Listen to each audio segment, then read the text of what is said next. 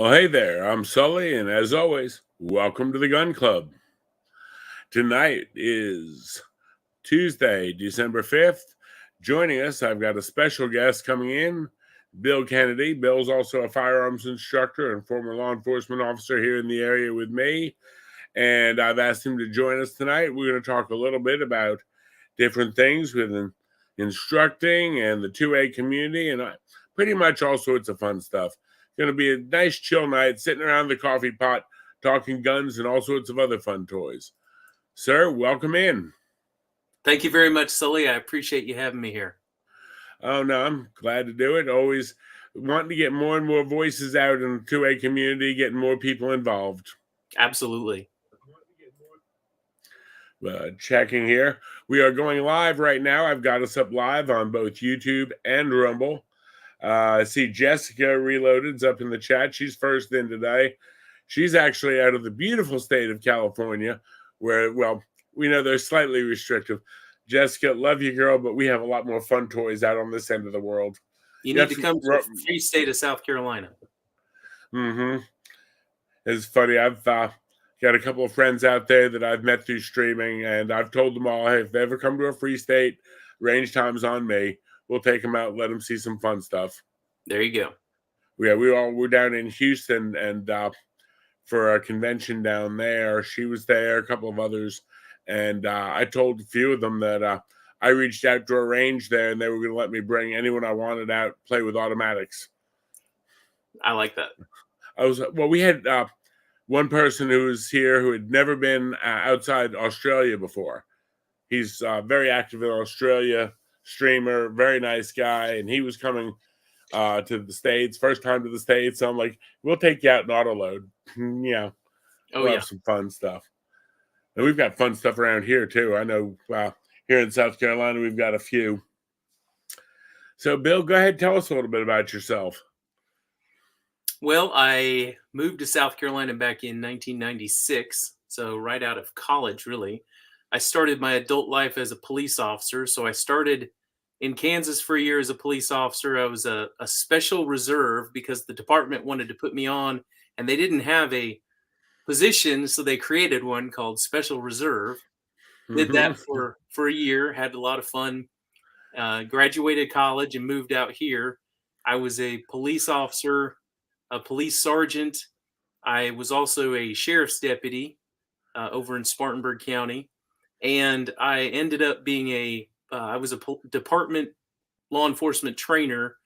I became a basic instructor, which in South Carolina, basic instructor sounds, minute, but it's actually the instructor who can teach everything except for specialized skills like the firearms and all. I did become a firearms instructor, and I did a lot of things along the way. My specialty was traffic. I was a collision reconstructionist. And I really specialized in DUIs, but I was also on the SWAT team. I did, of course, training, as I said. A lot of fun. I got out of law enforcement, and my current job that I've been doing for a very long time is real estate. I'm an upstate realtor and a Homes for Heroes specialist. I have to put a plug in for that because, a lot of first responders are also gun enthusiasts, and that's something that I am most proud of is the Homes for Heroes. So on the side now, Sully, my favorite thing to do is teach firearms training. We do I have a partner that I teach with. We do concealed weapons classes. We do special veterans classes. And my favorite class is the defensive pistol class because you're really working on defensive skills. And that class can be for somebody who has just started shooting to somebody who's experienced, but it's really learning about that defensive use of a pistol, which is completely different than sitting at the range and shooting at paper targets. Right. And I know I tried to cover a little bit of that mentality. Let's see. We got Sleazy's in the chat from the Philippines. Jessica says she may not be able to make it to 2024. Her brother's getting married. Oh, come on. Houston will be more fun. You know that. Automatic weapons. Yeah. But now it's interesting. You mentioned that. Did you work for a while for Simpsonville PD? No, I was with Malden. Oh, okay. a sergeant with the Malden Police. Oh, okay. Yep. I know a few people up in that neck of the woods, but like I said, my background with law enforcement is very similar to what you did in Kansas. I just did it for more years until I finally moved down here because, well, it was a little bit of a commute, about Oh, yeah. 105 miles. But Yeah, I drove not 2 hours. I drove an hour because I was going to Kansas State University and I was a special reserve in the town of Lindsborg, Kansas, which is right in the middle of the state. So it was about an hour to go out there. But you know what? I was young and really enjoyed what I did and got to learn. It was really good on the job training before I came out here and got paid to do it. right. Well, yeah, my experience was also very much because it was a small agency. They let us do maybe some things that they might not be allowing them to do these days. But Oh yeah, I bet. we had a lot of fun, and I learned a lot. But the thing was, it was also a great chance to learn a lot about firearms and practical side, and associating with a lot of the reserves who had 10 times, 20 times more experience than I did. And nowadays I deal with a lot of teaching new people, trying to demystify it, so to speak. Yeah, There's a lot of people out there who are just not familiar. Either I grew up in New York. You know, how New oh York, it's yeah, harder to get a gun than it is in California. right. California, they have a list of what you're allowed to buy. New York just says no. But so for me, living 25, 30 miles from ground zero, Hmm. that was like a non-starter in my growing up. Right. Like I come down, to North Carolina, and it's like, what do you mean you don't carry? I'm sorry. You're 21, aren't you? Well, yeah. And then again, hanging out, working at the range, things like that. Definitely over the years. But full time, I do my paramedic, my EMS education stuff. But on the side, we do a little bit of firearms training here and there. Absolutely. But now, are you seeing a lot of first time gun buyers coming through nowadays? Or Oh I know yeah, my and I would say the year before, well, there have been a couple different spikes. The year before, the hit us all in 2020, so 2019, we started seeing a big uptick and started seeing a bunch of people getting their firearms. I even had a lot of people coming to take the class that have never shot a gun, didn't even own one. They had to use one of ours to qualify. Mhm. And, I told every single one of them, I said, I really appreciate your spirit. I'm glad you're here. Please, they qualified for their permits. I said, now it's time to really learn. It's time Mhm. to, practice with this. But through 2020, 2021, we saw a huge number of people coming to us for training and for their Mhm. permits. And I know looking at the sled numbers here in South Carolina, the number of people applying for their permits just exploded. And, just the last few years, it exploded. I can't quote the numbers to you right now, but it was a huge amount over the Mhm. last few years. The funny thing is, I had always been that sort of the go-to person. If someone, they knew I had my permit, I had done all this, that, and the other. I was always the one to, so and so wants to learn. Can you take them to the range? But I had never done the CWP myself. Oh I had yeah. never taught it. Hmm. And during 2020, um, our business of teaching CPR and first aid to plants and industrial facilities was almost non-existent, and yet I was getting more and more requests for concealed carry stuff. Yeah. So I went and started calling around and said, yeah, okay, sled, what do I have to do? And they gave me the list of what I had to do. And so I said, okay, that's it. I can do that. Right. And so I ended up going up to North Carolina to take a USCCA instructor class. Did that. And I had already written about half of my South Carolina CWP outline before I went to that class. and I ended up sitting next to a South Carolina trooper who was in that class, and he was teaching on the side also, real nice guy, and Mm-hmm. came down and it's like, okay.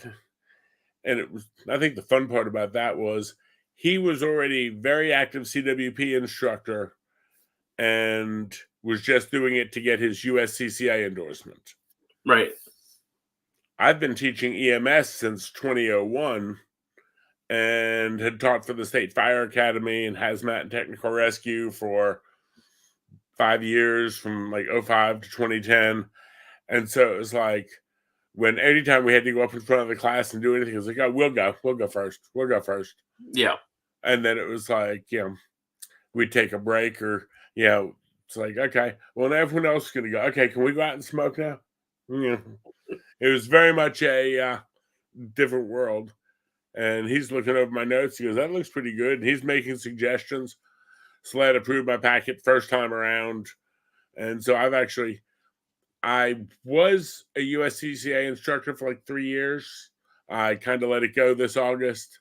And it was just that of not keeping it up, for more lack of a better term. Partially laziness on my part, I guess you'd say, but It's not lazy. When you have enough other things to do, you have other priorities. Well, being USCCA and being SLED certified was sort of, they didn't connect at all. Yeah.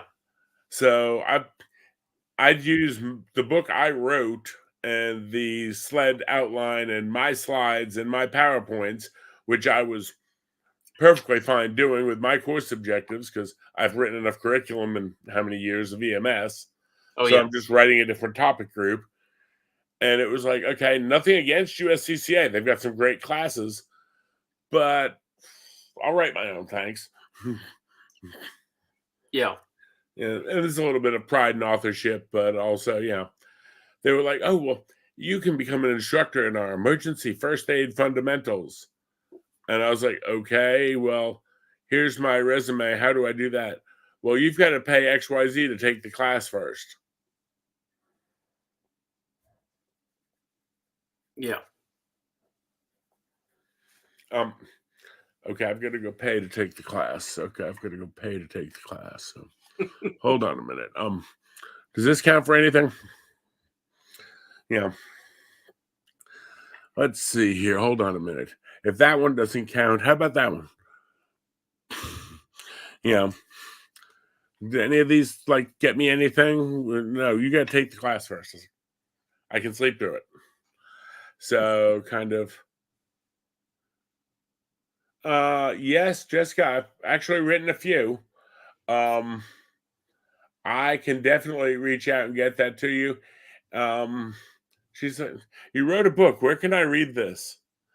I've written quite a few course manuals over the years.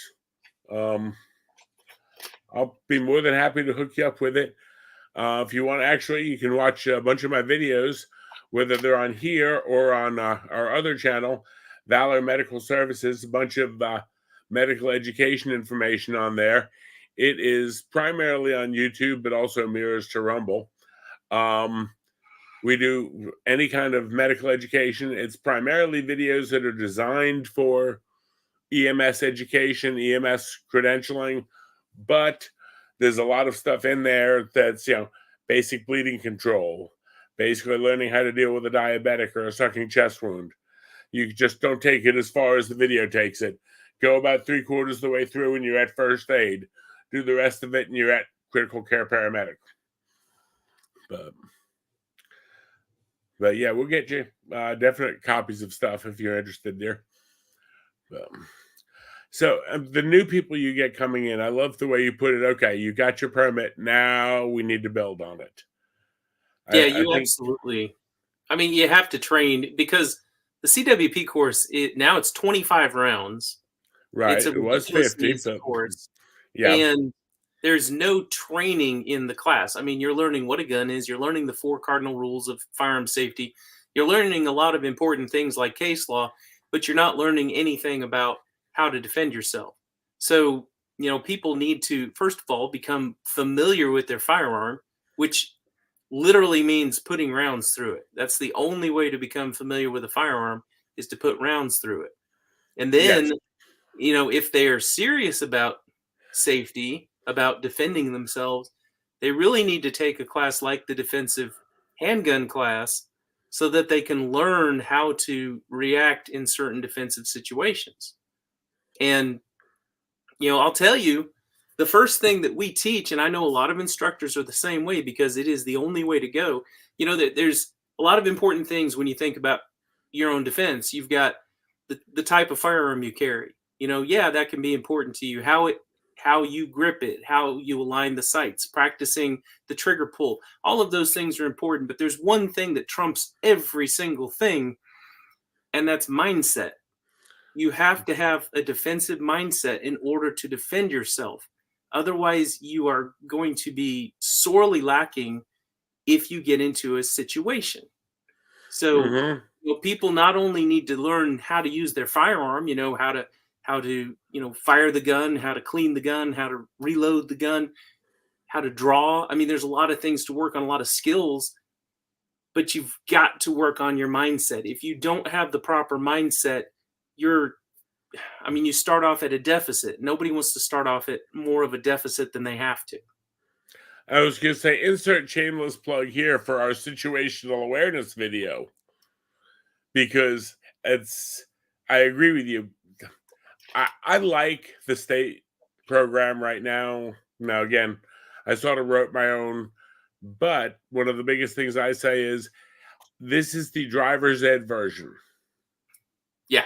Okay. Really simple. When you went through driver's ed, you sat around a room, you learned a lot of laws, you saw a lot of slides, we did all that. You took a very basic test at the end of it. And then guess what? You went out and did a very simple outlined road test. You were not ready to go play in 85 at rush hour traffic by the day you got your license. You have to build that skill. That is a skill build. At least I know when we did the law enforcement qualifications, we had to go through different permutations of right barricade, left barricade, reloads, everything else. And it's like, okay, congratulations. Here's your learner's permit. You got your card, great. Now learn it. Yeah, it's a skill that needs to be built on, and I applaud every single person that goes to the range, every single person that takes a class, every single person that watches videos to build their, knowledge. It's really important, because I know people who get their permit and do nothing. Mm-hmm. They throw a gun in their pocket, and they go the next 40 years. Hopefully they never have an encounter, but they literally do nothing. And you know what? I'm a strong advocate of the Second Amendment. That is, as far as I'm concerned, that's my permit. However, Right. in South Carolina, let's accept we have to go through certain hoops. They're not very big hoops. We have No, to. they're much, It's much very more simple. reasonable than a lot of places. Exactly. And once you take that, class that's about 8 hours, you shoot your 25 shots in the class, you prove that you're safe with a handgun, basically, you can Yeah. get your permit. And it's just a matter of, we have to go beyond the mindset of I can carry to should I carry. If I haven't practiced, if I haven't done anything with it, maybe I need to go do that. Maybe I need to go work on my skill. Mm-hmm. And that's I again, I throw it out, and when the class when I start, I know we have some people who are real nervous about how much they've got to shoot to qualify or this. So when I'm Mhm. starting it, I always open with the learner's permit. And then my favorite one about halfway through, when we get into target shooting versus defensive grade shooting and everything else, and practicing and dry fire and different things like that. And let's say, I think you just went out on a business trip out west, didn't you? Yeah, I went to Phoenix. Mhm. Okay. If you were getting on that plane after you sat down and everything else, the pilot came in and said, yeah, just to let you know, the last time I've been at the controls of one of these things for real was the last time you went to the range. Would you want to be on that plane? I mean, I'd be okay with it, but Me, I don't yeah, know that a lot of people could answer that they'd be comfortable with it. right. And again, it's sort of like I joke about it. I recently have just by dumb luck had a lot of very new female students. Oh yeah. And I'm excuse me. I know Carrie and I mentioned it the other day. I would say the fastest growing group of students I'm seeing is females. Yeah. We're seeing a very, very, very big proliferation of females who are starting to realize A, it's not an all boys club, and B, they can find instructors who will go out there and say, look, if you're uncomfortable with this, we can build this for you. We can do this. We'll do this from the ground up. We will take it slow and steady. We're not going to be out there trying to be drill sergeants. You will not qualify under the mentality that we were qualifying under when I was doing it, years ago for law enforcement. But from that standpoint, I tell them when you first got your license, you actually focused on your driving. You now drive to work in the morning. You're not even thinking about where the gas and the brake and the steering wheel are. You've got a cup of coffee in one hand, a sausage biscuit in the other. You're playing on the radio, putting on makeup, and talking on the phone. You watch me drive? It sounds like you in my car. Except for the Well, makeup part. yeah, well, we won't talk about that. But anyway, in the big scope of things, the reason you're able to do that successfully or relatively successfully is practice, practice, practice, because you drive every day. Exactly. You've gotten to the point you don't think of where the gas is, where the brake is, where the directionals are. You could sit there right now, close your hand, and reach to where the radio is in your car. We can all do it. But on the other side of the coin, you've got to get to the point with the firearm. Yep. And, we were playing the other day on the range. I had one of my students up there, and she's in the chat tonight. Minnie is in the chat. She is the living personification of Minnie Mouse. Hi, Minnie. That's awesome. Well, the funny thing is, I've got to tell you the story. Her husband, I've known him forever through EMS, and he had done the volunteer fire thing, and nice guy. And he's not a gun person. He's not a 2A person. I honestly swear that if anyone ever broke into their house, he'd be hiding under the bed crying, and she'd be breaking out the AR going to town. Right. But she says, hi, Bill. We're sitting one day having sushi up in Greenville, and, she works downtown in Greenville and frequently has a very demanding work schedule. So she works in a professional office capacity. And, but when they are working on this or closing out the month or whatever, she may be walking out to her car at O'Dark 100. And we all know that if everyone's leaving at 5 o'clock and there's 40 people in the parking lot, pretty safe. If everyone else is gone and you're the only one in the parking garage, it may not be so safe. Yeah. Oh, yeah. And so we're sitting over sushi one day, and I said, I'm not even worried about your big dumb ass because, anyone grabs you, drags you off in the bushes, they'll bring you back because you whine too much. We need to get her on the range. Mm-hmm. And he's like, I don't even know if she wants to. I was like, okay, you're coming out to the range. Yeah. And she says, I can tell you that lawyer isn't necessarily a bad word. She works in a law office. Hey, look, I know a lot of lawyers who are very nice. I mean, Nick and Danny and Hayden, and I know a lot of lawyers that I think are great. I see lawyers all the time in my capacity now, and right? Most of them are wonderful. Mm-hmm. But we'd go out and I told her we're gonna take you out to the range, and she's like, yeah. I'm like, no, seriously. So I started pushing. Then she says, can I bring my mommy out? Absolutely. Like, yeah, fine.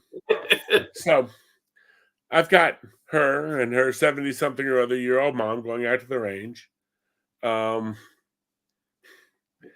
But so anyway, we're going out, and mom had a gun that she had inherited over the years, was a 45 Henry lever action, 4570 lever action. Ooh. Yeah. Yeah. And she wanted to shoot that, and she had a box of shells for it. I'm like, looks like it's in decent shape. Barrel looks clear. Go for it. We went out to Filson. She fired it a couple times. I was like, okay. She decided that wasn't going to be a practical home defense option.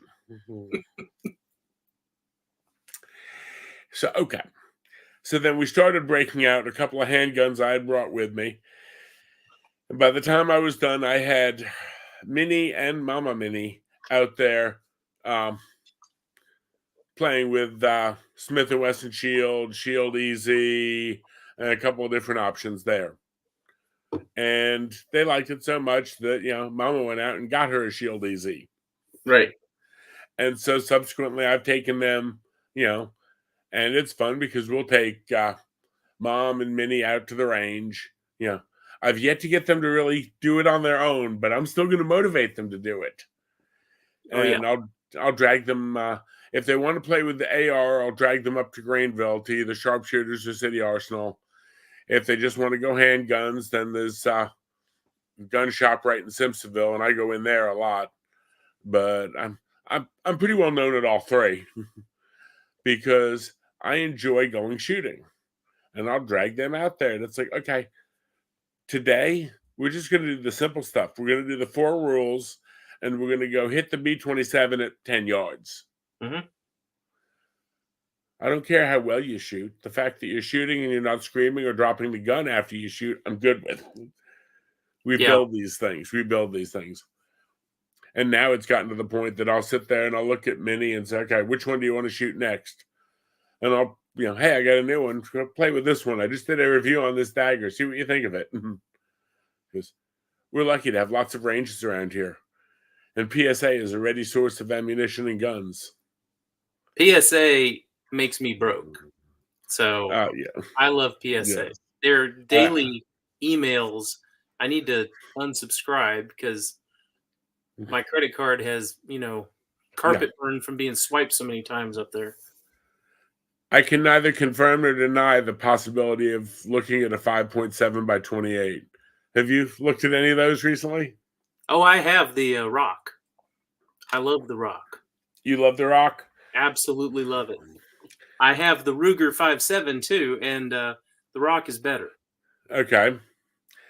Well, I honestly, the first PSA, I would say without counting the family of ARs, but without counting those, the first PSA handgun I went in for was the Admiral.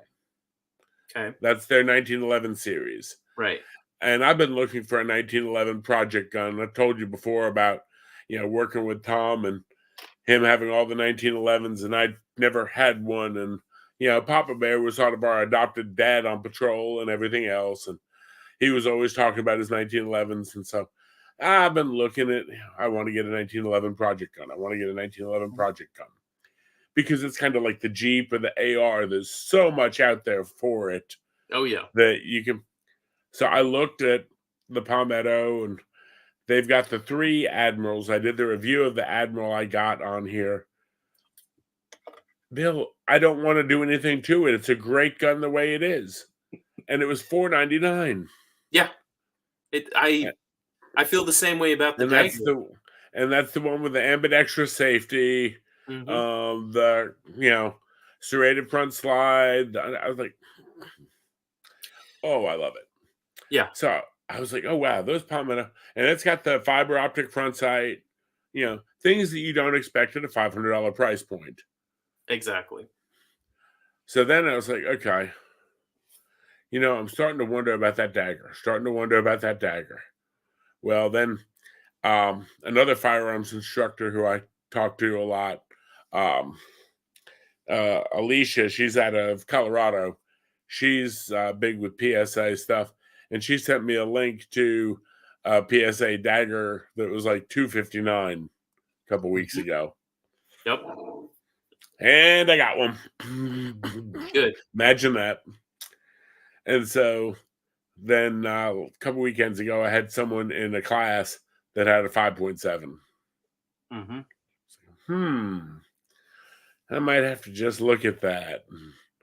But now, did you get the threaded barrel or the non-threaded, or No, which one did you end up I with? got the plain Jane. As soon as it came out, I was one of the people that stocked the website until it was in stock, and I Okay. bought it.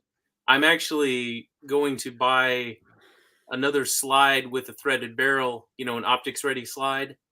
And in fact, I may just buy another one if I decide. But I'm gonna get You'll the. buy another one. Well, I have ordered my first ever suppressors for myself. Okay. So I'm looking forward to getting those. And I told a friend of mine over lunch today, I have a feeling I'm going to become addicted to them. So I'm Hmm. already preparing, what else can I buy that I can put a suppressor on? Now that would We'll be see. something that you and I could team up on at some point if you're interested for this channel. Do decibel readings on different suppressors off different things. Yeah, Would that'd be that be cool. something? That'd be Yeah, something I think would be interesting. and that's one of those things. I'm going to make 2 points here. Suppressors are one of those things I am a novice at. I do not Okay. know much about suppressors. I've studied a little bit. I have friends who know them, so that's if someone comes to me, I'm going to say, "Hey, talk to him. He can tell you more about it." And the point I want to make is in the 2A community with firearms instructors, I I think we have to, well, not all of us, like you're very approachable. Myself, my partner Scott, when we do our classes, we're very approachable, but we have to be careful about arrogance.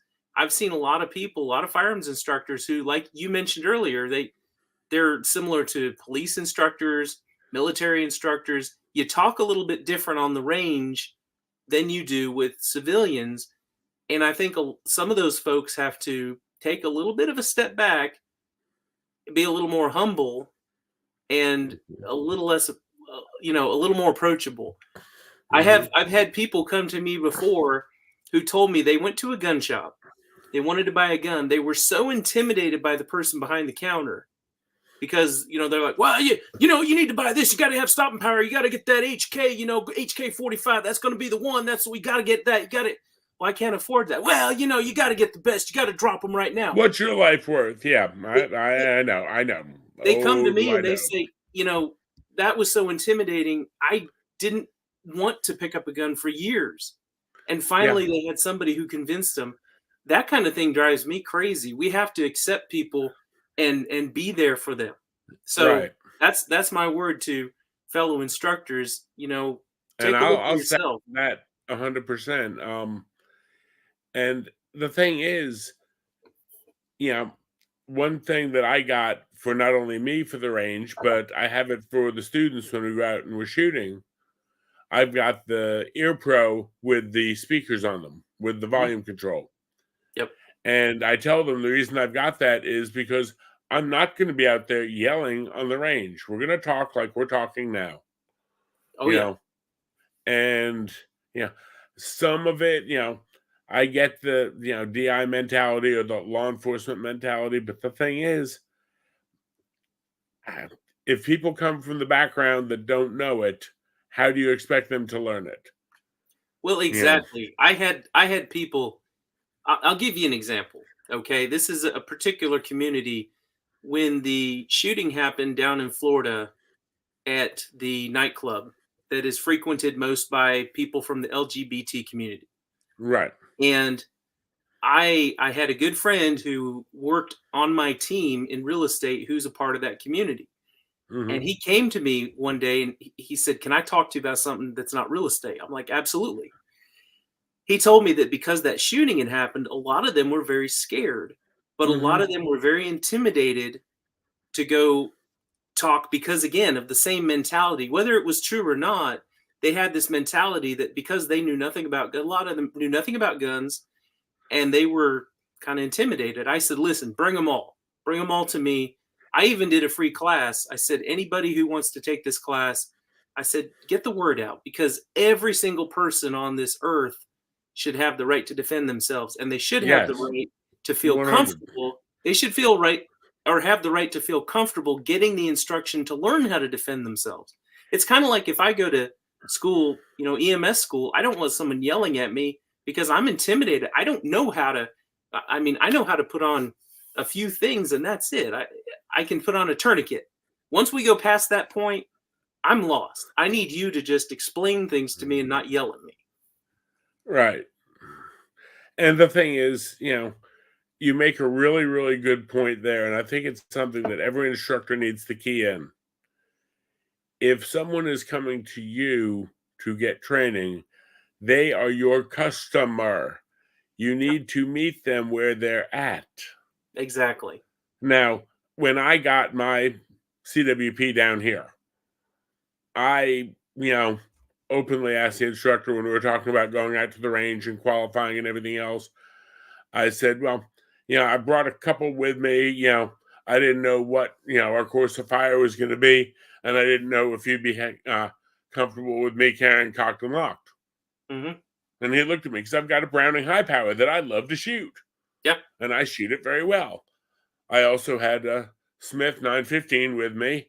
And I didn't know if we were going to have to do anything with wheel guns. So I had the 686 with me. And I had ammunition and speed loaders for all of it. I had my little range bag I go with, yeah. Yep. And he's like, if you're comfortable doing it. I said, oh, I'm very comfortable. I just didn't know, And so we get out to the range, and he ended up using me to demonstrate the course of fire to the class. That's awesome. Yeah. Well, it's like, okay. Well, he's getting out there, and everyone's trying to figure out their holsters and this, that, and the other. And I had my old duty rig, and okay, put magazines in here. Okay, I'm good. Ready? Let's go shooting. Yeah.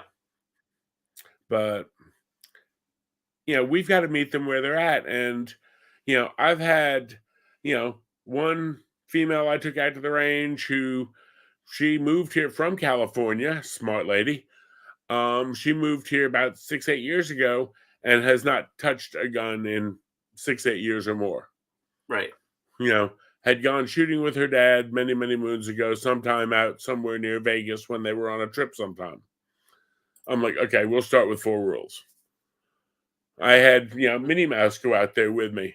And it was like, okay, we'll start with the 4 rules. I'm fine working with those people. I'd love to work with those people.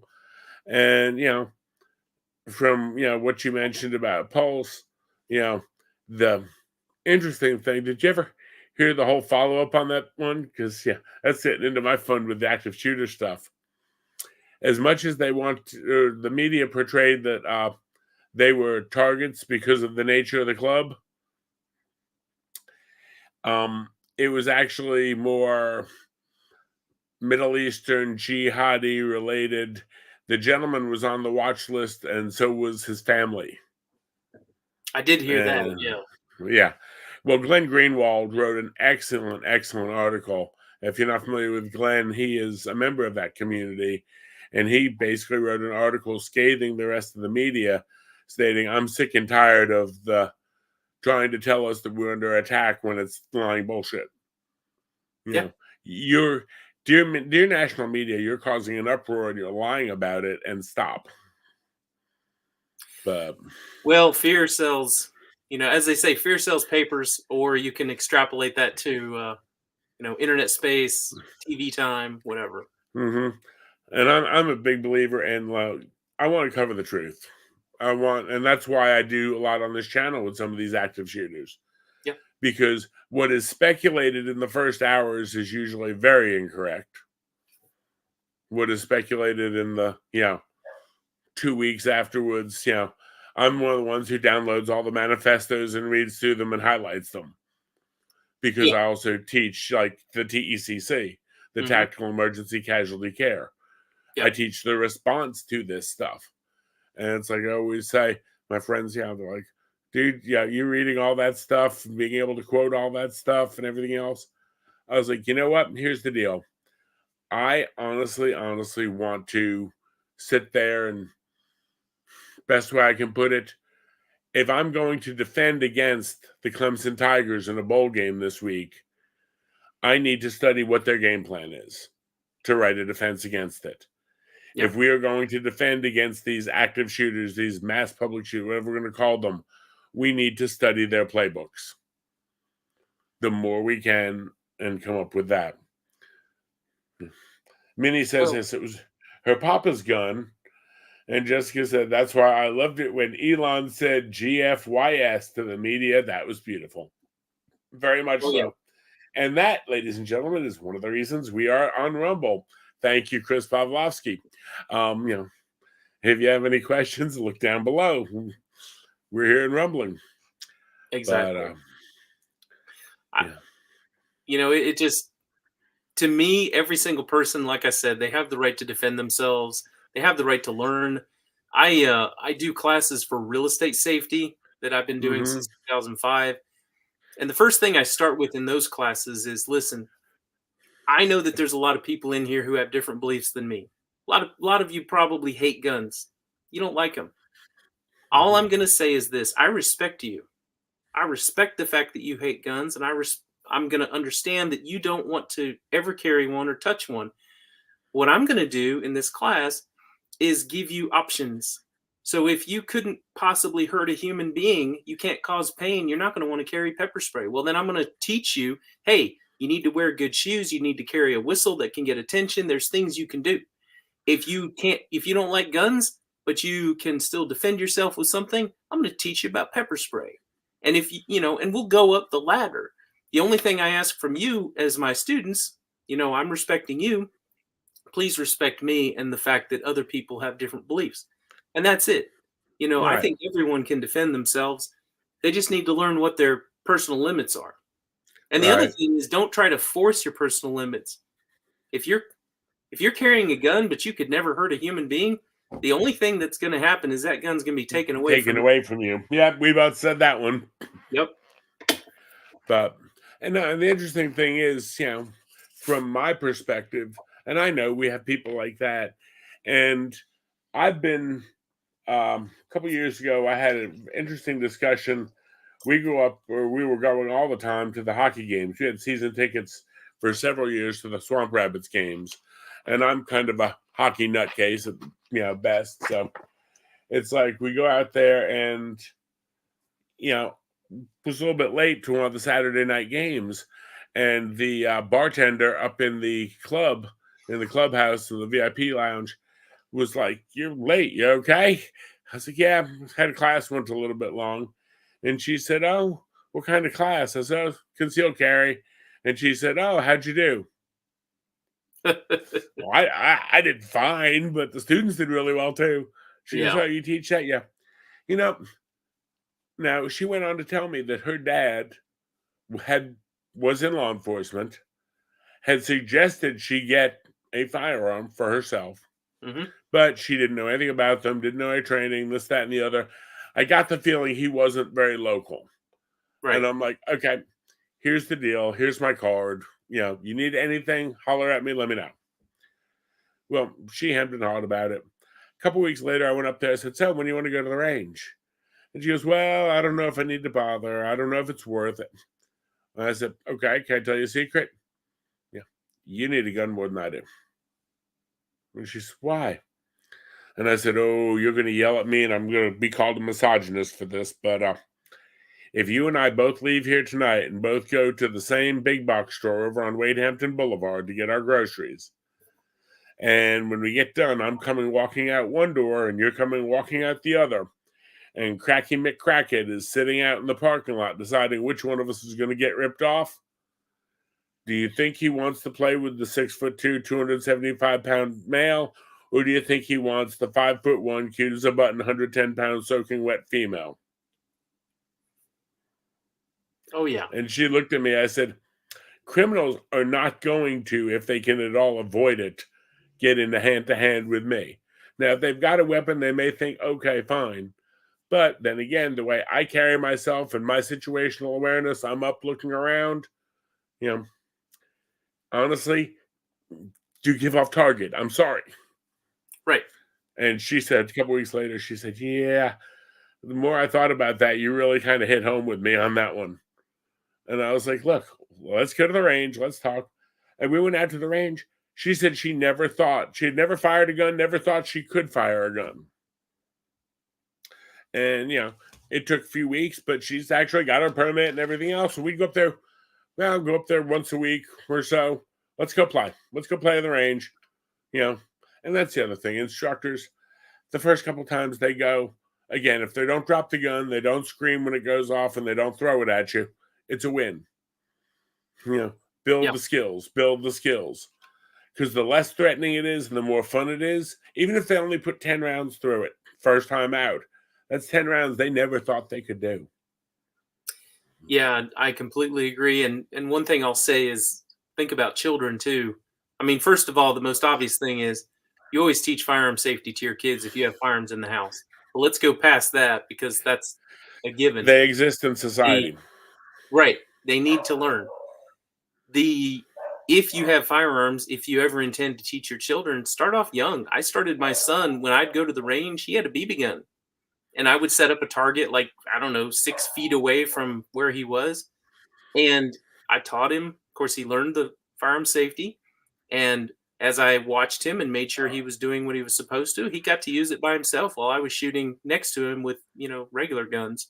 Mm-hmm. When he turned 9, he got his first firearm. Of course, for those of you, if you're watching and freaking out, no, he doesn't keep it in his room. It's in a safe, right? But it was his when we were at the range. He got a nice Ruger SR22. Mm-hmm. And beautiful gun. I love shooting that gun. But it started him off on a 22. To kind of go back to what you're saying, building the skills. So he started with a 22. He actually went and took our defensive pistol class a couple years ago when he was 14. As a secret, by the way, Sully, he did better than most of the adults. I was quite proud of that. Right. And now he's about to turn 18. I have a dagger that's waiting in my safe that's going to be one of his presents when he turns 18. Mm-hmm. And, he's grown up with that. He knows how to safely use them. And I'm already very happy with his ability to defend himself if the crap hits the fan. So, people ask me questions about children all the time. The biggest piece of advice is if you know your own kid, they all mature differently. So when the time is right, go ahead and start. Well, and I'm going to go one step earlier than that. My neighbor's super nice couple. She's like an elementary educator, 3rd, 4th grade. Mm-hmm. And they did their CWP with me. And we started talking about it. And, one night after we had done theirs, I mentioned, so when are you going to have me train the kids? And they were very young at that point. I think one was still in diapers. Yeah. And I said, when are you going to have me train the kids? And train the kids on what? I said, guns. What? I said, no, it's really simple. And I got out of the chair. We're all sitting on the chair on the back porch. I sat down Indian style on the back porch. And I said, stop. Don't touch. Go away. Find an adult. Yep. Stop. Don't touch. And I started doing that. And I said, we should be sitting around doing that on the floor of the living room Indian style. And they said, well, we keep ours locked up. And I'm like, doesn't matter. Okay, let's go with a what if. Cracky McCrackerson is over at the Dollar General behind our house. And he's going to be making a deal with one of his homeboys. And lo and behold, he sees a car go by that's like dark colored with silver writing on the top and a blue light rack on it and sees brake lights. Well, he now doesn't want to get caught with that thing in his waistband, so he takes off across the field. What does he do while the officer is turning around? He ditches it in the tall grass. Yep. If they don't realize he ditched it or see him ditch it, or they look for it and they don't find where he ditched it, guess what? Your kids are out playing in the tall grass next Saturday and they find Cracky's loaded 9. Now, if just they are there, that's fine. But if one of their friends is over and their friend doesn't know anything about it, guess what? Yeah. Okay, let's see. What do we have in the chat here? Minnie says that she found it actually empowering, confidence building just for her to learn how to clear a gun. With that little bit of knowledge, I don't have to fear a reaction around guns. I love it. Absolutely. And She then went on and said they don't say it Indian style anymore. It's crisscross applesauce. That is true. Yeah, well, guess what? Elon said something. Jessica, would you like to let Minnie know what Elon said about political correctness? I believe it was, yeah, exactly. Unfortunately, we're on YouTube right now. But again, from that standpoint, she mentioned, okay, she doesn't have a fear reaction about it. She can see it now, know what it does, know what, vaguely the controls are. You should, I love you, Sully. You're just saying that because you want to go to the range tomorrow. Well, if it helps, I love you too. I mean, whatever works. So, yeah, I there's some basic things out there, and we need to help people understand. We're actually getting ready to start doing uh, classes. They're going to be an hour long, and it's literally just to teach people how to manipulate and clean a gun. It's Mm-hmm. not going to be anything more because, again, a lot of people take the CWP class, they go out and shoot with us, and they're like, "Well, what now?" And of course, our stock answer is, "Well, you can always go on YouTube. You can find a video that shows you Right. how to do it." But let's face it, a lot of people are intimidated by that. They need someone there to kind of hold their hand and do it. Right. So it's just another level of serving people and helping them learn about what they have, how to take apart, clean, and reassemble their gun. Right. And you see, I've got a Guns 101 that I did. And my Guns 101 it's honestly, it's excerpts out of my CWP. Yeah. It's Mhm. excerpts. I took the legals out, but the parts of a handgun are still in. I took the use of force stuff out, but the safety rules are still in. The how to storage, that kind of thing, and I did it primarily because, okay, let's say you're not that comfortable, you're not even worried about carrying it, but we had one person come to a CWP class, literally walk in our SOP. We have a training center down here in Lawrence we use. It seats about 15 to 20. And she came in, and one of the instructors was at the door, and there's a sign, absolutely no live ammunition in the classroom. Yep. Bring your weapon in, bring your mags in. We'll be manipulating them. We'll be playing with them. We hand out little snap caps. Hmm. We keep them like these things on size for 380, 9mm, 3857, 45. I don't have any 40 cal. I don't have any 5.7. I've got some 223, some 300 blackout, for depending on whatever we're doing. Well, I hand them these to work with and manipulate. I've got Ziploc bags. If you've got loaded mags, you need to please put that, lock it up in your car. Yep. The mags can come in, the bullets can't. And we draw that. And it's a safety check. Hmm. Well, woman comes in with a gun, is still in a case. And I say, okay, it's loaded or anything else? I don't know. It was my husband's before he passed. Yeah. It's like, okay. And she had it was in the closet for self-defense in case something happened. It was loaded and chambered. She didn't know anything about it at all. I'm like, okay. So I went ahead, cleared it, saved it, and everything else, and went through. This is the trigger. This is how you chamber around. She knew nothing. Right. And I did not mind doing that. And I was like, okay, maybe if the people who are not interested in going out and shooting, so the whole Guns 101 is we'll never fire a round in Guns 101. But what we will learn is all the safety, all the checking, all the simple stuff. Let's demystify this stuff. And maybe they say, I want to go a little further and we can go there. Or Yeah. maybe they say, okay, I've learned a lot and thanks, but never again. Whichever, I'm fine with. But I completely agree because at least they've tried it. yeah, At least they understand it. and again, it's not a concealed carry class. It's a Mhm. Guns 101 4-hour special. Right. But and I also want to build a 201, which is almost like a level above the CWP, where we're going to be dealing with reloading, not reloading ammunition, but like reloading, swapping out mags. Hmm. That's something a friend of mine, David Workman, who you should have on this podcast. He's in St. Louis. He actually writes I'd love articles. to. He writes. You watch it or you read him? Or I didn't hear what you said.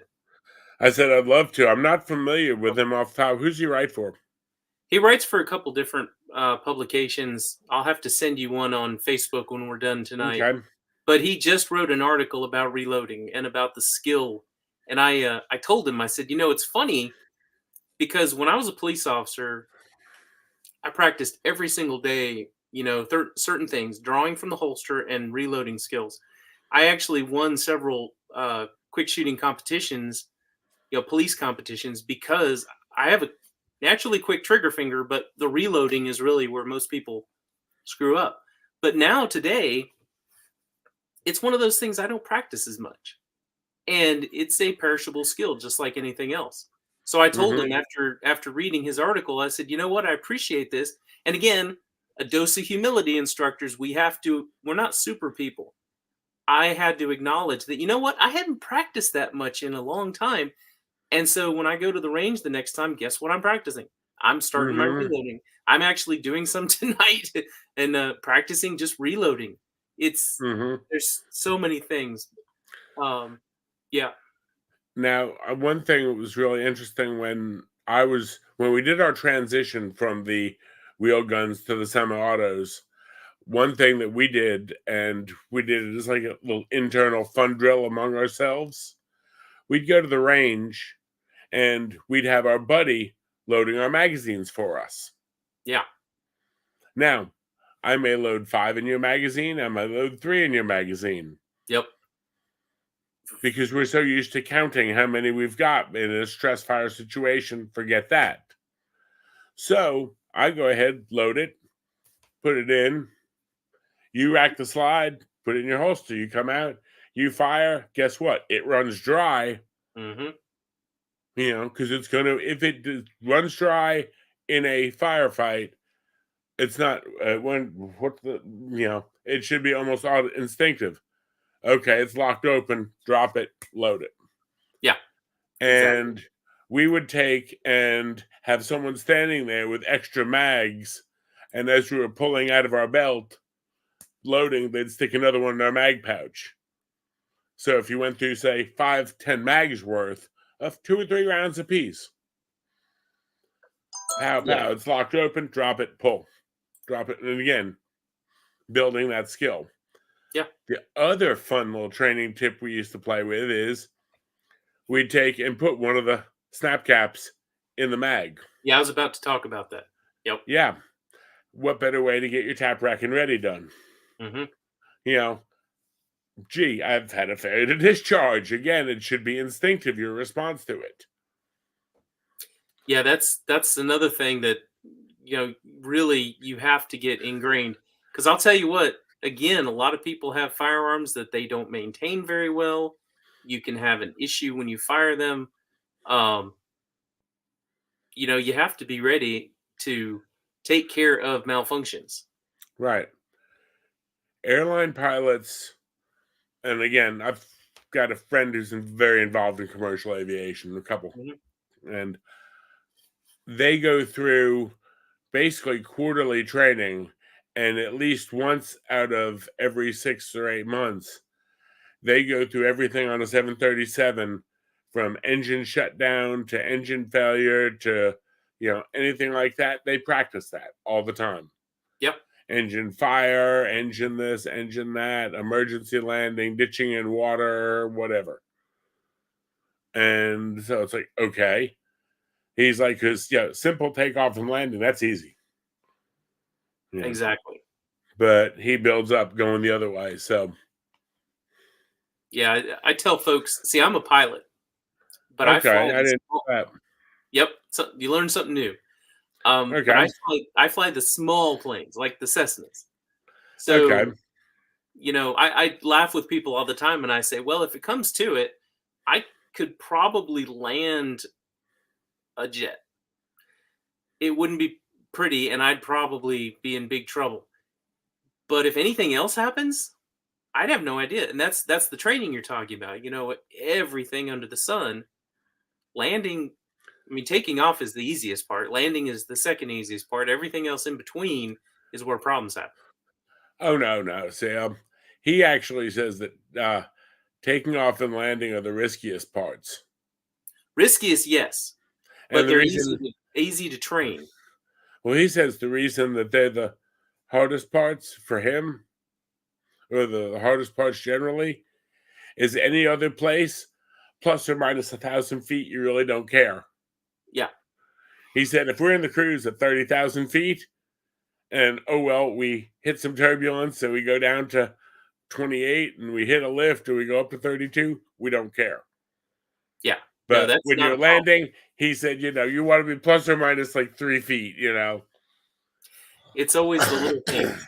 Yeah, Of course, that's where the little things happen with firearms. If you think yeah, about it, or the problems we teach people in our defensive class, you know, there's a certain distance where it might be more beneficial to just run or try to find cover.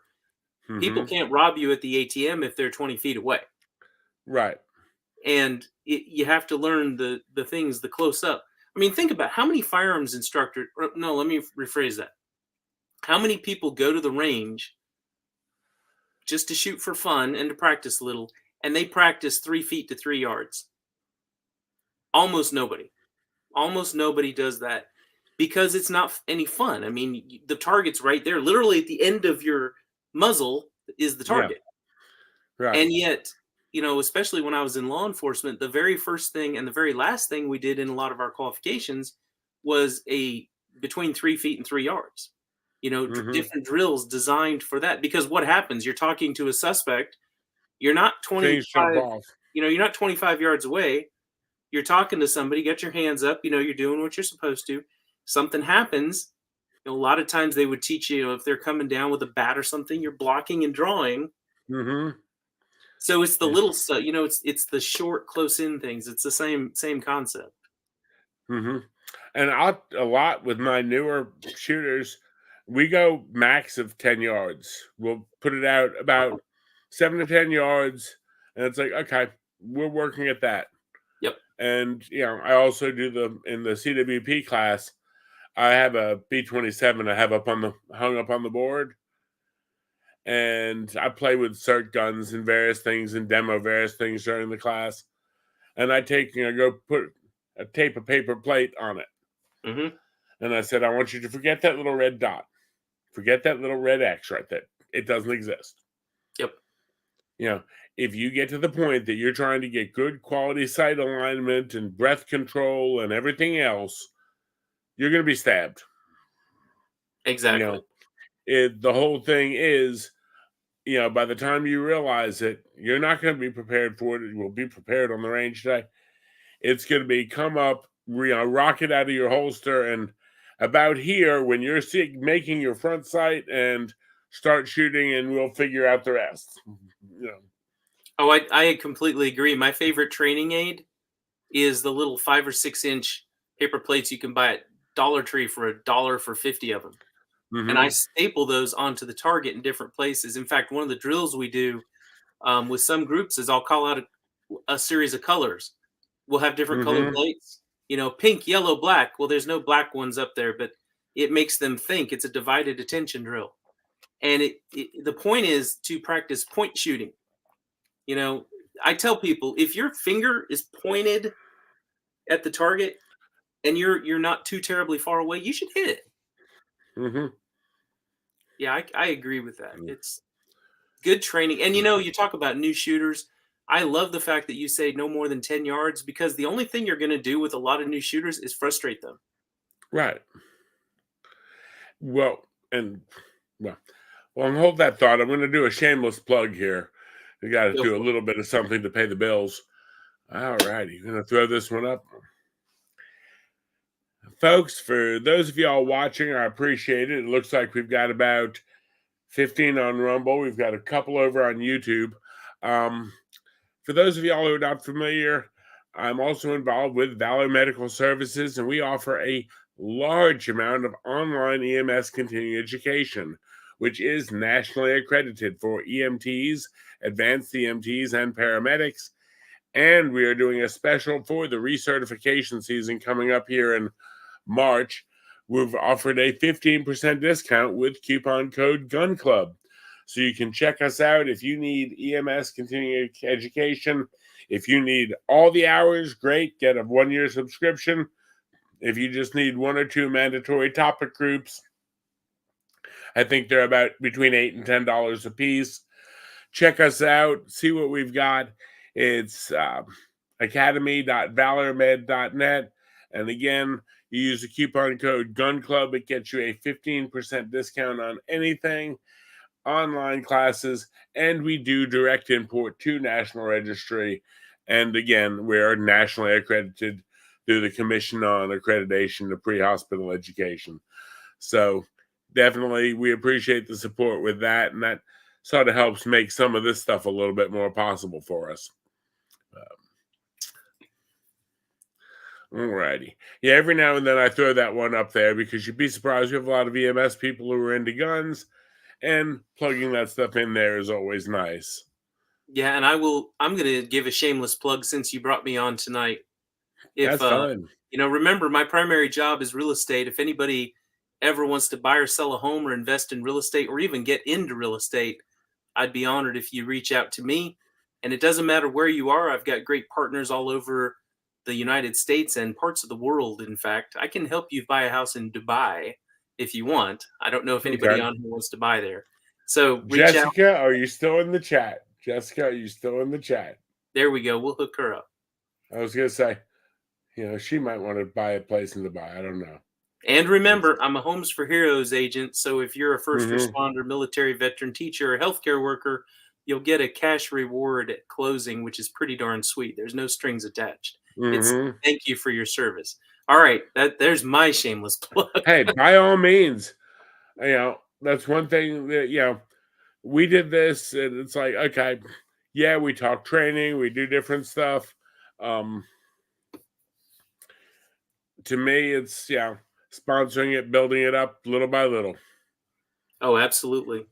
But I was having a talk with a friend today who's also a firearms instructor and telling him about my opportunity to be on your podcast.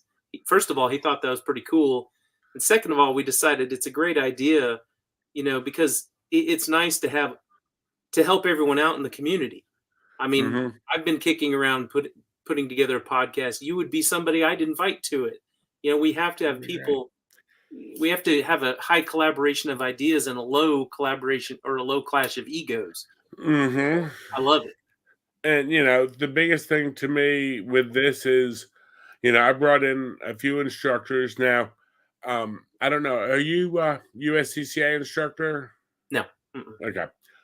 I didn't know. And the reason I asked is I put out a notice there's like a private USCCA instructor network. Okay. And I put out a notice on there and I said, hey, anyone who's interested, come on out. Let's talk. Right. And it wasn't of not wanting to do it with other instructors or not wanting to do it with other people. It was just that was the group that I'm involved with because I want to build up other instructors. Yeah. Because I think sometimes we get in that really bad scarcity mindset. And the scarcity mindset, I think, hurts all of us. I completely agree. If someone needs to take a CWP class, they want to take one from me, great. If they say, hey, we're going to take one from Bill instead, great. Either one, great instructors. You want to take one from, my friend Karen up the road, hey, great. Yeah. Why don't we all work on building each other up and making the community better? How about that? Amen to that.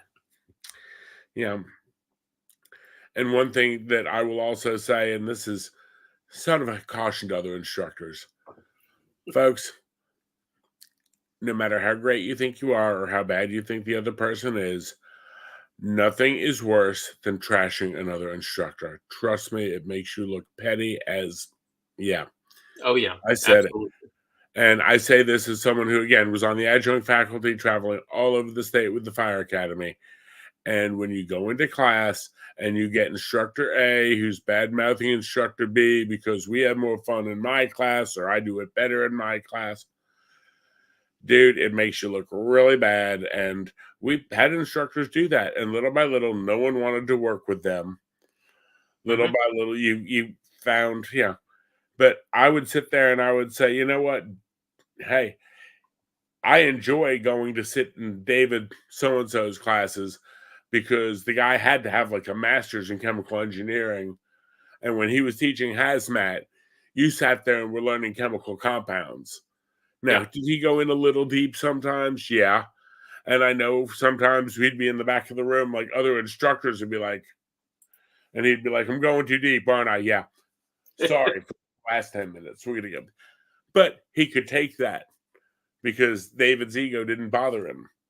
Mhm. And then, we'd all get together and he'd be like, okay, well, so and so's going to do this, so and so's going to do that. And he'd be all assigning it out. And they'd be like, yeah. And he'd look over at me and he'd be like, yeah, we'll let the paramedic do patient decontamination because, that's all they know how to do. And I'd be like, I hear you, brother. But Yeah. the thing is, I could take that, And I'd be like, yeah, because the last time you tried to decontaminate a patient, you washed them away with 1 3/4 inches. Yeah, it's great. We deconned them and they drowned. Don't do that. They need an airway. Yeah. But we can always get into that and have a wonderful time because we always work together. Yeah. Oh, I love that kind of environment when you can pick on each other, but you work well together. Mm-hmm. I mean, I And always gave the fire department heck about coming out to my scenes. The ones that I would reconstruct, we called them the evidence eradication unit because yes. they would destroy my evidence. Was it their fault? No, they were Right. doing their job, but I could still give them hell about Right. why you just washed away half of what I want to look at right here. Or why'd you pry the door off? I mean, yeah, they're trying to extricate somebody, but I wanted to see that door. It would have been nice to see. Right. And then again, I always say we used to joke about it, not so much around here, but especially in the town I used to live in New York, where I was involved with the fire department up there. That up there, the code for law enforcement was Signal 14. It was like the one great thing about Signal 14. They always help you find the fire building. You usually have two cruisers parked right in front of it where the first aid engine goes. Yep. Yeah. Yeah. Hey, yeah, it's a good community. Mhm. But in the instructor community, we need to build each other up. We need to collaborate. We need to work together. And the real weird thing, looking at the big picture, for years and years and years, there was the NRA and it was the game in town. Right.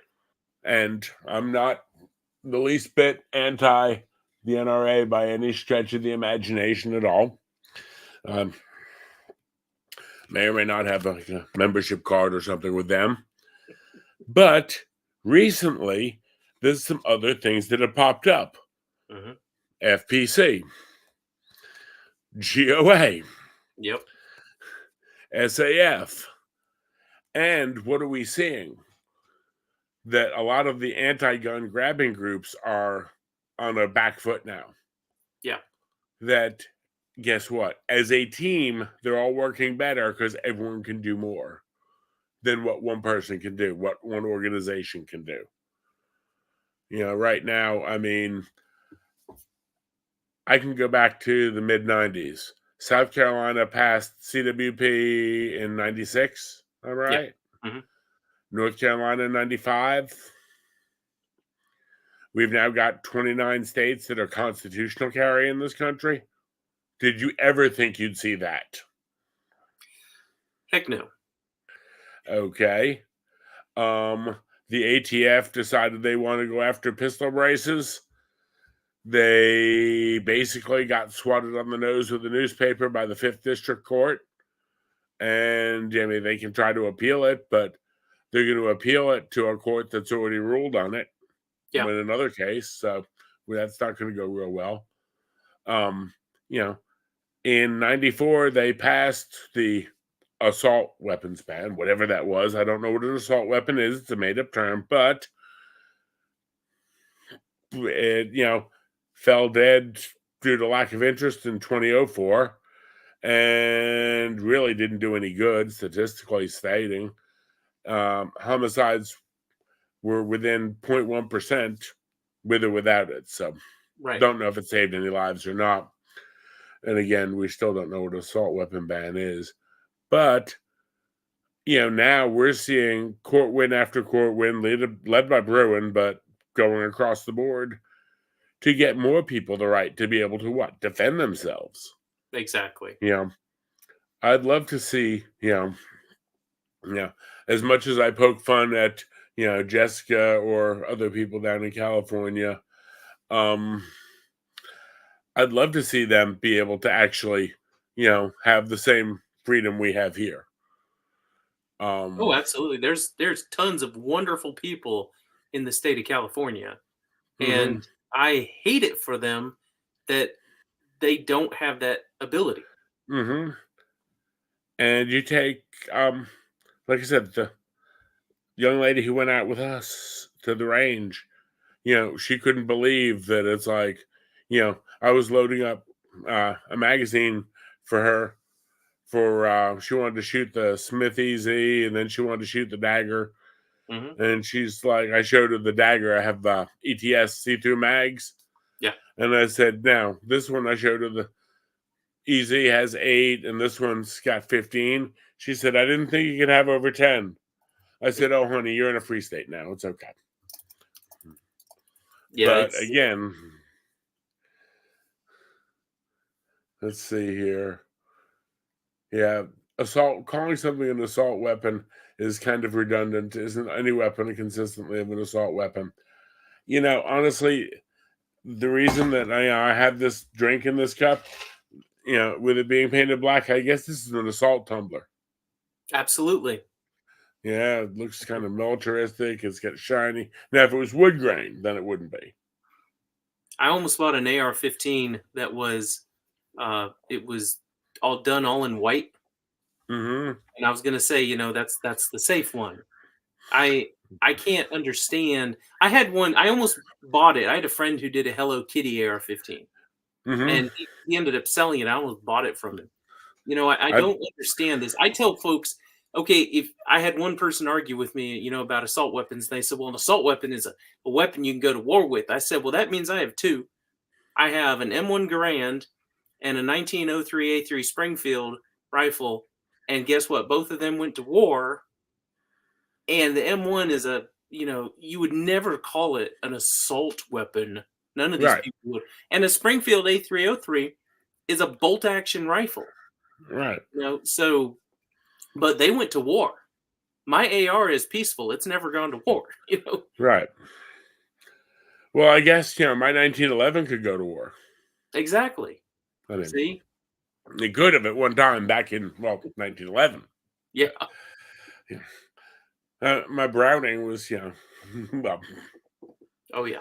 It's actually, it's imported Browning. It's, I might have seen some action. But anyway, it's, again, the more we can do, build up the community and,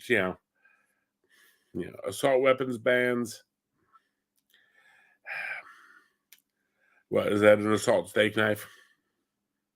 I mean, I like to point out that there was somebody, over in China that killed 20 people with a knife. Right. We need to, but if we ban anything, Sully, and this comes from my personal experience again in law enforcement, we need to ban cars. Because I've worked so many wrecks I've worked a lot more wrecks where people died than I ever worked shootings where people died. Well, I mean, the only way we're ever going to stop driving DWI is proper car control. Yeah, exactly. And you can't have a high capacity car. You can only have 2 people in it. Can't have a high No, capacity car. actually, what we need to do is we need to govern all cars at 35. And if you bought a car that's capable of going over 35, you have to the end of the month to go turn it in and get one that can only go 35. See, there we go. Logic, right? Now, if your ex says that you're a lousy driver, we're coming to your house to take your car from you. Yep. And you're going to have to prove that you're not a lousy driver to get it back. Right. Yeah. So, gotta love it. Gotta love it. Yeah. It makes so much sense. But, well, Bill, I've definitely enjoyed it tonight. Do you have any questions for the chat? We've been pretty chill tonight. Minnie is still here, and Jessica, I think she might have jumped off. I was waiting to see if she responded to that whole Dubai offer. Oh yeah, I have one question for everyone who's on, and respond to the chat. We've got about 7 responding right now. It looks like that's good enough. Even 1 is good enough. What would you, if you had your choice to learn one skill with a firearm? What's that one skill you want to learn? Anything. What's the one skill? Well, that's a good one. That's a good one. And while you're pondering that, if you're watching on YouTube or Rumble, please like us, give us a thumbs up, share this out to your friends, your family, your non-pro 2A relatives, whatever. The funny thing is, us like gun holding people and gun teaching people, we're not monsters. We don't have 2 heads. We don't bite. A trip to the range can be a rather nice, relaxing, cathartic experience. Mm-hmm. And if you've had an instructor who's not been that way, hey, I'm sorry. I can't speak for all of us, but I know, from my side, and I'm pretty sure from talking to Bill here, it's learning. It's simple. It's going to be fun. I enjoy teaching. Yep. I actually enjoy teaching new gun owners as much as I enjoy teaching the more fancy, high-speed, low-drag stuff. Because I think sometimes the new gun owners, you get to sit there and do a one-on-one and you watch the light bulb come on, and it's like you can go home and say, that person never would have wanted to go to the range had we not coached them. Yeah. Had we not, Okay, I've got one response so far here in the chat is safety, as in how to safely be a gun owner versus just someone who knows how to make it go bang.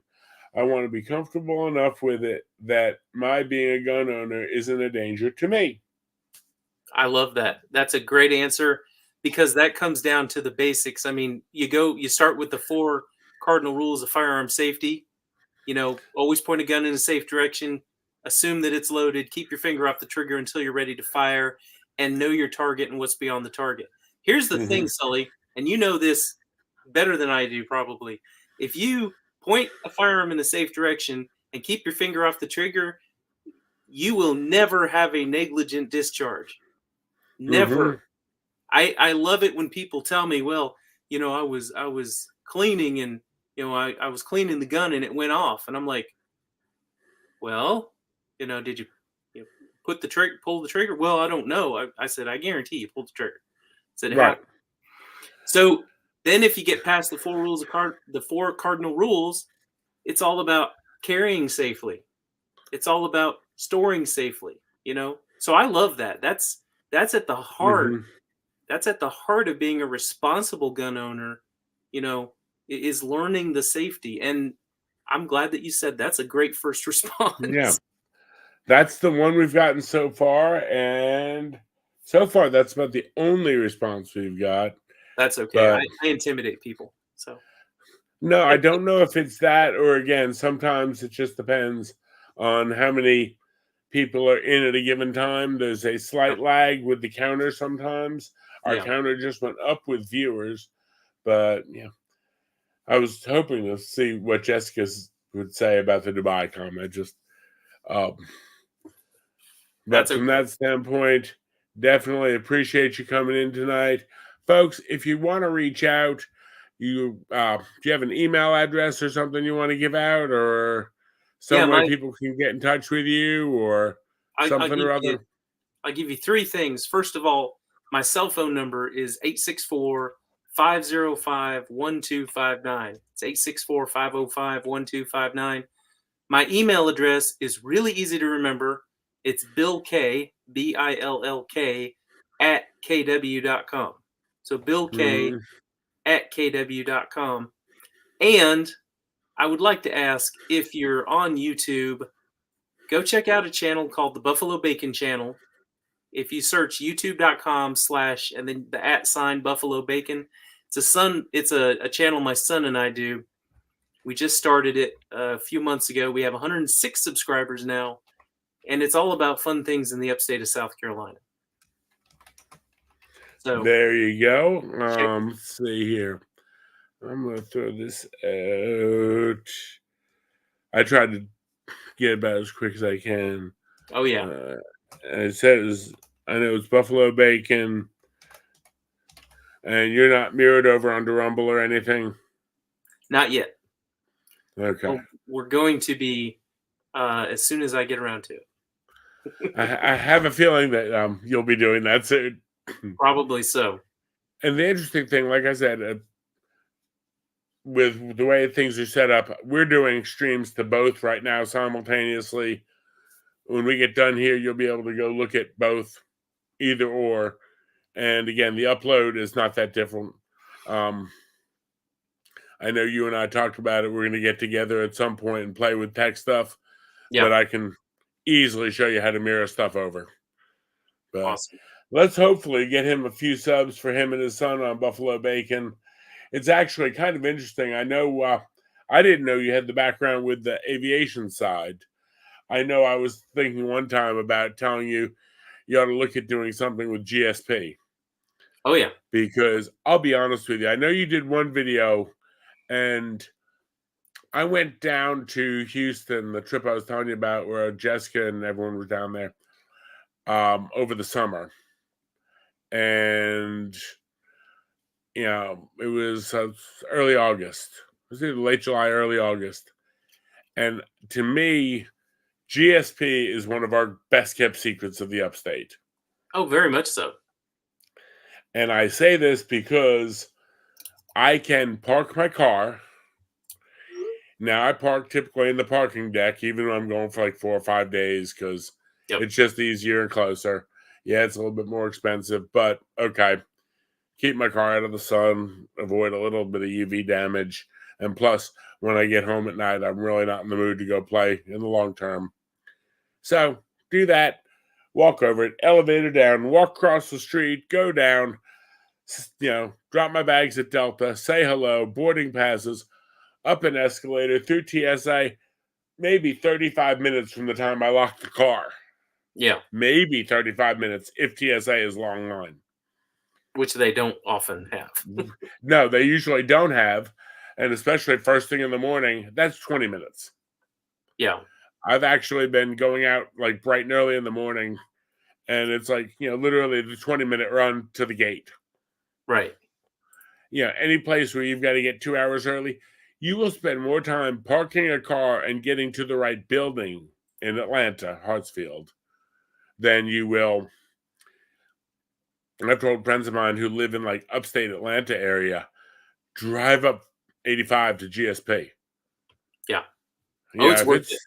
If it's a choice between getting on the 285 loop and the same thing as Charlotte, if you're halfway between Charlotte and GSP and you go to Charlotte, you're a fool. Exactly. It's the same thing. But yeah, I always try to build that up because I'd love to keep their numbers up. I worked, like I said, at National Car Rental at the airport many, many, many years ago, back in like 91, 92. And I totally understand how much small airports really depend on steady counts, because a good steady count keeps their stuff going. Yeah, exactly. But I'm going to throw my stuff up here. And thank you, Bill, for coming out tonight.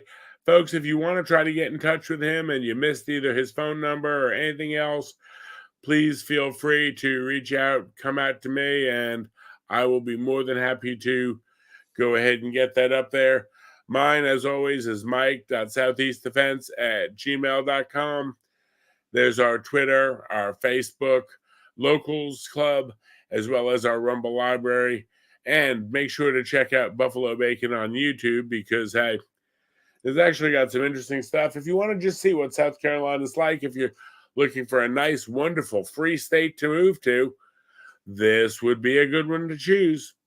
So, with that, y'all have a wonderful evening. Thank you very much, Bill. Bye.